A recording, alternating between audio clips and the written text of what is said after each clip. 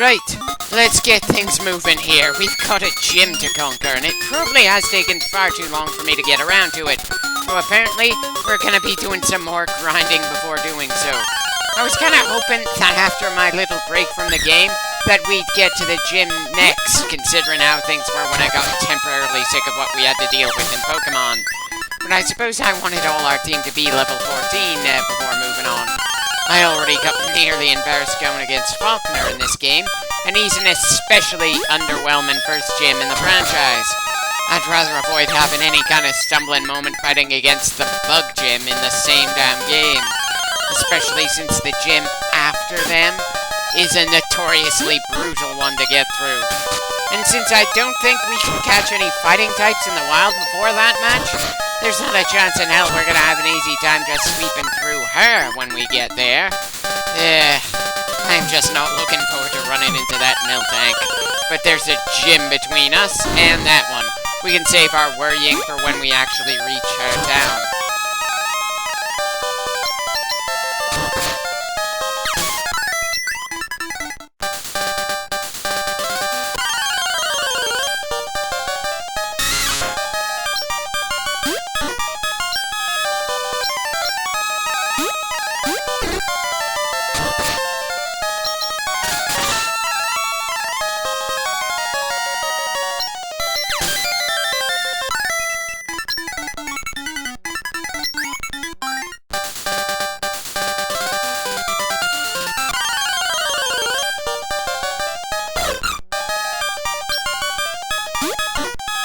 Definitely getting close to Caboose being up to 14.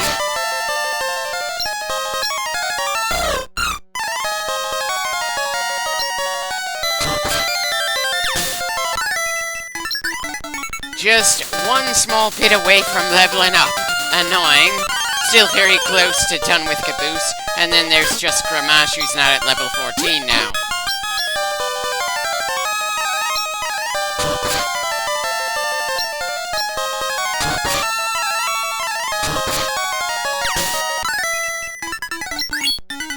Welcome to level 14, at last, Caboose. Let's get Gramash on that, and then we can start making some actual progress around here.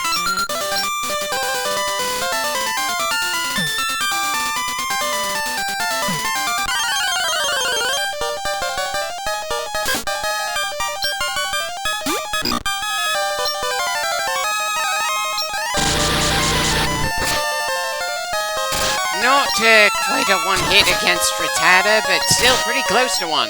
And I honestly wasn't expecting to burn the little guy with that single move.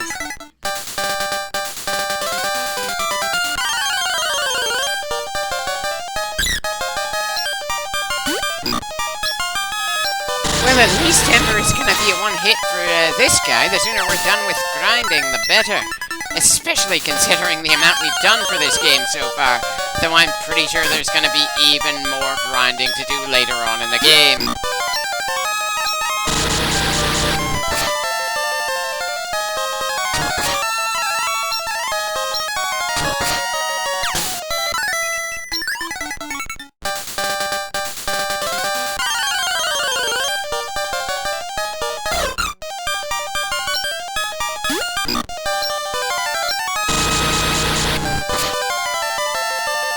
Definitely a pleasure to be able to get some fast knockdowns, or at least as much of a pleasure you can get when it comes to mindless grinding for the sake of being prepared for later on.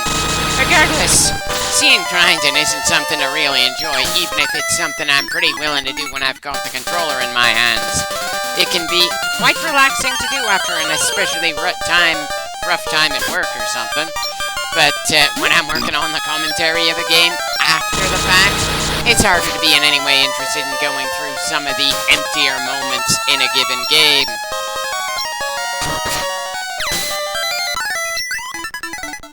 One more fight and we're done with the grinding for now.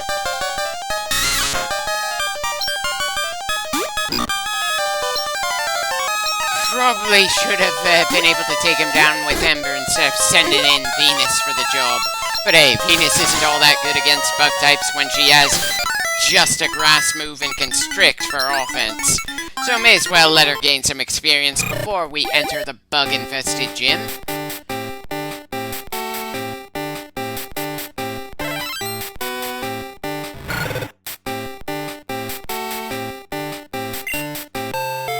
Congratulations on evolving there, partner. I'm probably being paranoid getting you this ready to fight against a gym full of bugs, but my lack of respect for the flying gym earlier on turned into a nearly full party loss for us. So even if I don't take the gym seriously, I kind of feel the need to go through the prep work here. Bit of a life lesson there. Even if you don't consider it serious, you should still bring at least your B game, if not your outright A game.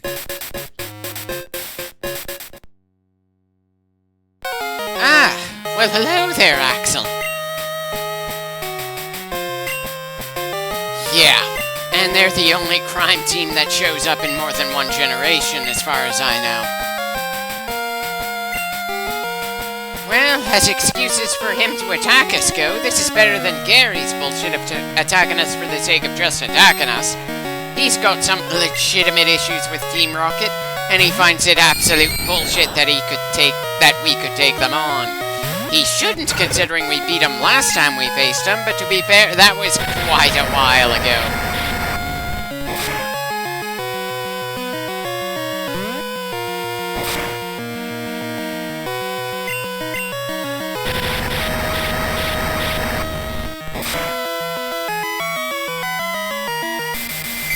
As always, annoying that we've been put to sleep here. You'd think I'd try to do something more against various status effects, instead of just letting them hit us and not trading out when someone's been affected by something especially annoying. But powering our way through is kind of a legitimate strategy, even if it's not gonna make you feel like an especially highly skilled trainer. Ah, well, at least I think that there's no way he can paralyze us when we're still asleep. Am I wrong about that?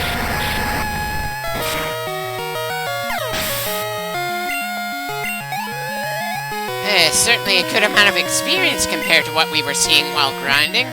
You know, the real shame is that Axel is legitimately pretty high up compared to most of the other trainers we run into this early on in the game. He's got good reason to feel pretty arrogant, considering everyone other than the player character is beneath him. But with the way the limited narrative of the game is written, he gets little to no actual moments of seeming like a badass, because every time he shows up, he's supposed to be either beaten by the player, or facing somebody who will soon be beaten by the player, like back in Bellsprout Tower. Huh. Honestly, wasn't expecting Venus to be taken down first, and that was when Venus has something meant to increase the bite of her grass moves.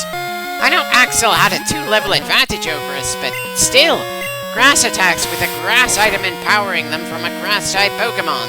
I feel like that should have been far more brutal in our favor.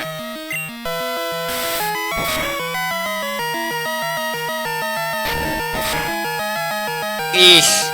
Not too confident in this exchange either. Our tackle isn't doing all that much to the guy. His scratch is doing significantly more to us in return.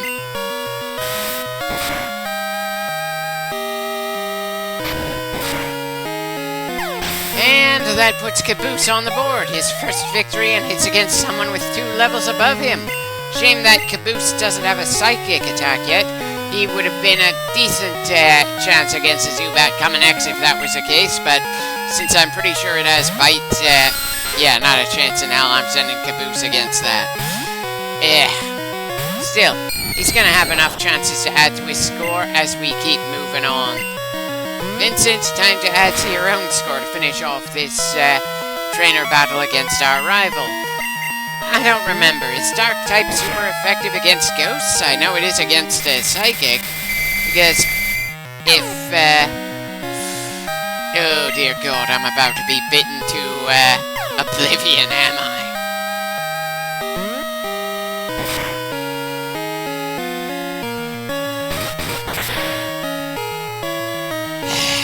Well, shit.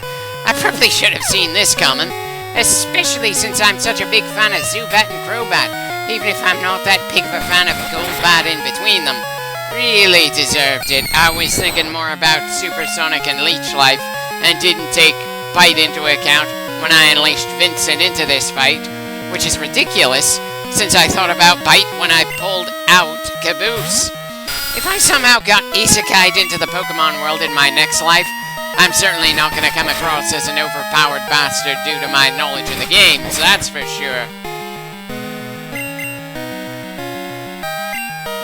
And why is it that the Zubat we're fighting is somehow faster than Flender when we're both the same species and same level? I know the whole EV things exist, but I'm pretty sure that the AI shouldn't have them.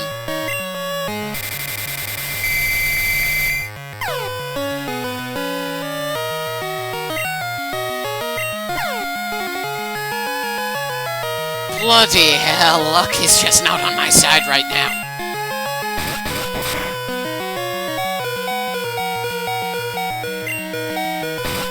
That was closer than I was expecting, but hey, 2 down after taking 3 of the other guys isn't too bad, but we still blatantly only won because we had more Pokemon on our team, not because we're the more skilled trainer.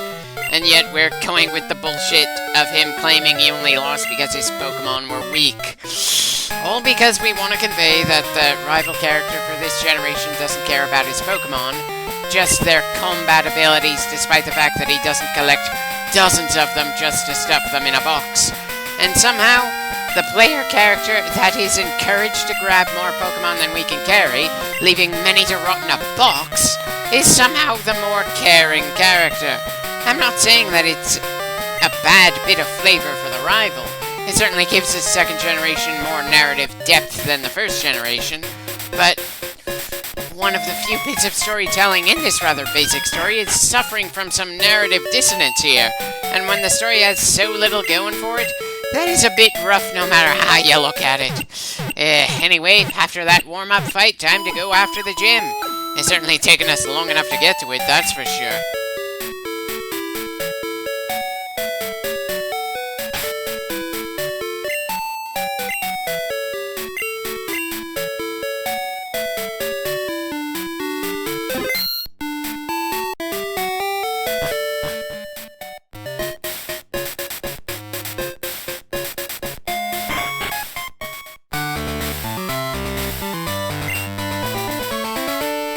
Hello to you as well.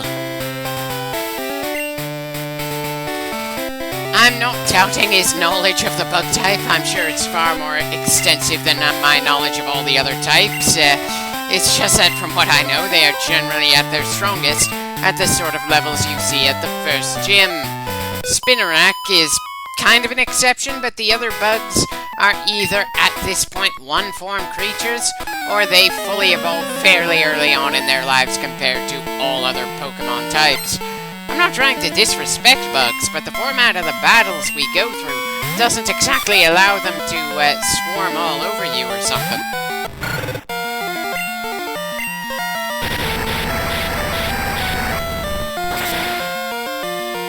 Right. Going from fighting 2 level 14s and a level 16 to fighting against some level 10 enemies. Definitely feeling hard to take these guys seriously, especially since Gramash has a type advantage against everyone here. I am just not gonna feel much tension against Bugsy and all the people working for him unless they've got something especially shocking somewhere around here. So that's 2 level ups for Gramash in the same clip. Eesh.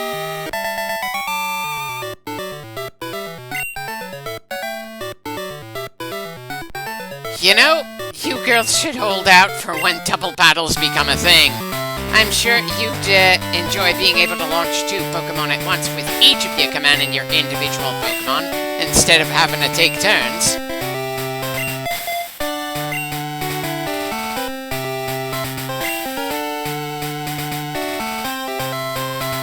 Indeed, and you just had the bad luck to run into our best-suited anti-bug Pokemon when we're gonna use other Pokemon against the rest of the trainers around here. Hold on a moment, wait, I'm willing to accept you might consider bugs to be cool. Personal preferences and all that, but you do not get to call them tough when you're sending out a Caterpie against us. There is absolutely no reason that a level 12 bug should not have become at least a Metapod, if not an outright Butterfree by now. Why is it that Falconer was allowed to have a Pidgeotto before he should have been allowed to, but the bug trainers are using unevolved Pokemon that should have most definitely evolved in the second gym? Seriously, what's going on here? Who decided what gyms we do when, and how they're arranged when we get there? Because the first two gyms of the second generation feel like they had significantly less thought put into them than the first two gyms of Kanto. And I'm sure the later generations will feel better than this as well. Am I just too harsh of a fucking critic?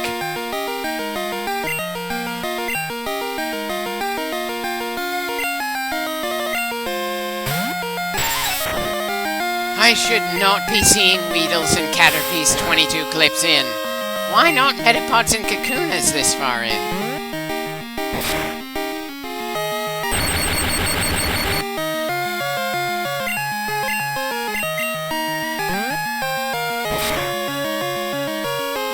While Vincent isn't super effective against the bugs around here, I don't see how they're gonna have an easy time hurting him. Though, funnily enough, Caboose would probably have a bit of trouble if he ran into a bug that actually knew bug moves, since Psychics are weak to bug type, at least on paper.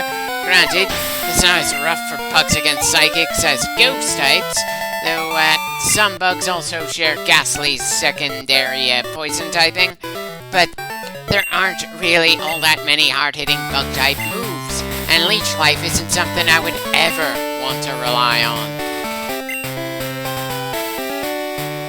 Considering that Pokemon bugs aren't anywhere near as creepy for me as regular bugs or most fantasy bugs, I'm a little confused by that as well. Again, maybe I'm just way too used to things that are a hell of a lot worse to really get it. Seriously, when you've seen an actual roach continue to twitch a day and a half after a door slammed shut, crushing its head, or a documentary of any kind involving actual bugs, a Pokemon bug is hard to consider scary. And there's no way that something from a world this lighthearted is gonna feel anywhere near as creepy as a space-style bug, like something from Warhammer or StarCraft. Anyway, apparently we've gone from fighting level 10 bugs to level 7 bugs for some reason, when we're closer to the gym leader. Seriously, who set up the first two gyms in this generation of Pokemon? When we get to the Heart Gold and Soul Silver remakes, will the first two gyms be done in a way that doesn't feel so grown-worthy to me? And will I see any flying or bug gyms in future generations that actually feel like they respect their typing instead of feeling like a screw-up? At least we're finally seeing an evolved Pokemon in the bug gym. But dear God, this is just a poor showing.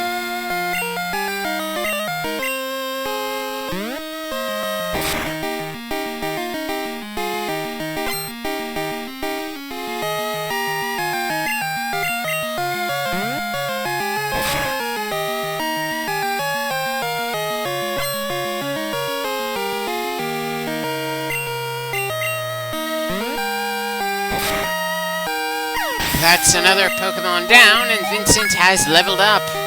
Vincent has a respectable 10 wins under his belt at this point. Shame he won't have a body that can actually in any way properly hold a belt until he levels up. And wow, we've got a Beedrill to worry about now.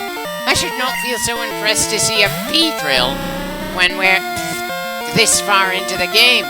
We should have been seeing both Beedrills and Butterflies left and right around here. Anyone level 10 and up should have had Pokemon that highly evolved in here. Well, I suppose that was a respectable amount of damage done to us. And I'm kind of shocked that not only is Bite not doing all that much damage in return, but that the Beedrill is faster than Flender despite our 2-level advantage. Again, I'm kind of showing that I'm not as good a trainer as I thought I might have been.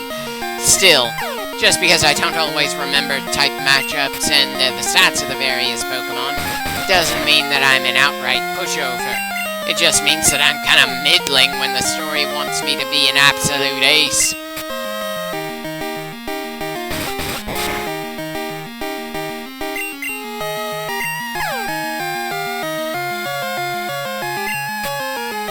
Definitely got lucky with that confusion there. Eesh, part of me didn't want to give Flender the credit of taking that guy down, since the finishing blow was that Beedrill somehow knocking itself out. But if it wasn't for Flender landing that long-lasting supersonic, then it would have been a lot more troublesome to take him down, so that counts. Flender is still the highest scoring member of the team, currently at 19 personal wins. Now, are there any other trainers to deal with before I head to the Pokemon Center and save before clashing against the gym leader himself? Is there a particular reason none of your gym trainers did anything about Team Rocket pulling some crap just outside your damn doors? There was just one guy standing outside and blocking your door, and I don't think Bugsy would have even had to get involved to kick that guy out, much less everybody else that was in town. But no, you guys had to be complete non-entities so the player character could save the day, while you guys let your town be rather openly attacked by a criminal organization. Or at least it looked pretty open to me. A number of the people in the town only knew that Slowpoke were missing and didn't know why. The bastards were running around in black jumpsuits with R's on their chest, and occasionally trying to sell severed Slowpoke tails. And that somehow didn't raise any alarm bells? Really? I suppose the local population has kind of gained some of the traits of the Slowpoke, haven't they?